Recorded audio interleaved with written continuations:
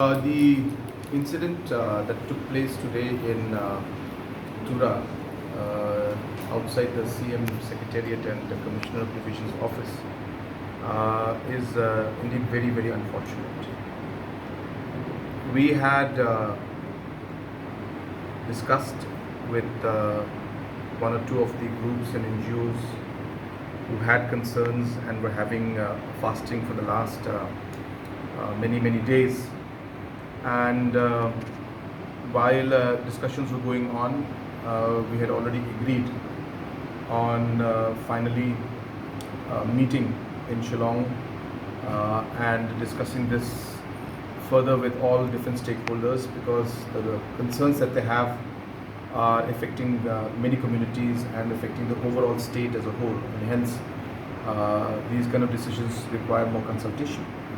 And in the meantime, of course, other development aspects and other works that we have initiated, those would continue at a fast pace, and those matters were discussed.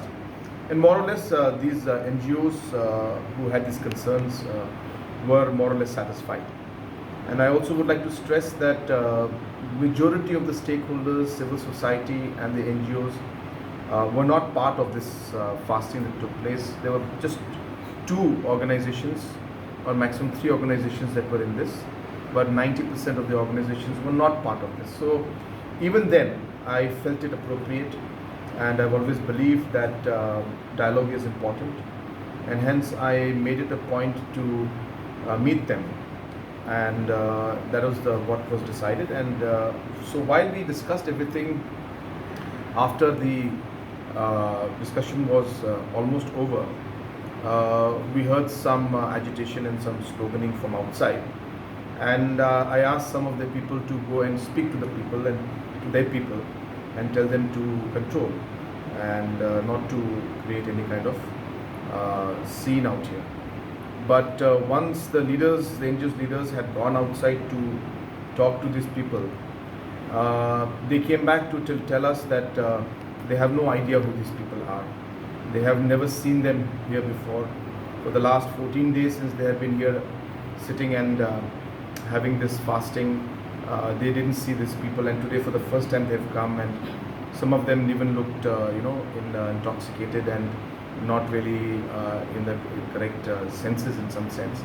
And this was said not by me but by the NGO leaders themselves. And then after that, the NGO leaders themselves then had to come into the building, and they could not leave from here themselves.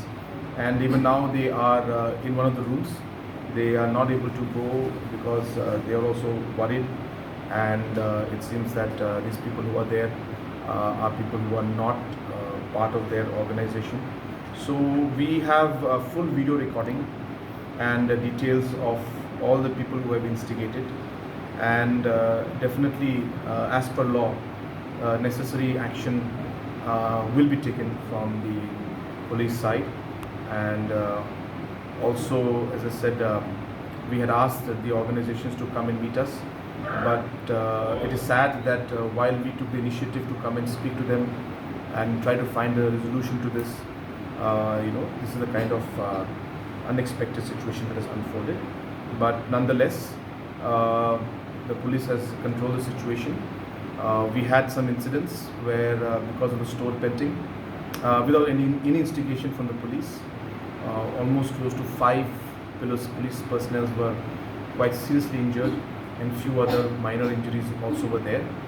And from my side, I have decided that I'll be giving 50,000 rupees as medical allowance to each one of them from my CMSG scheme. All those who are injured, the police who are injured, and whatever the medical expenditures are there will be completely borne by the government. At the same time, as I said, we condemn this kind of an action, and this is not something that Garo Hills has experienced, and whatever we have seen seems to be another plan by some other individuals. As I said, even the NGOs who were in this have already said that they are not part of this, and they are not aware of the individuals who have been involved. And as I said, we have recordings, so accordingly police will take action.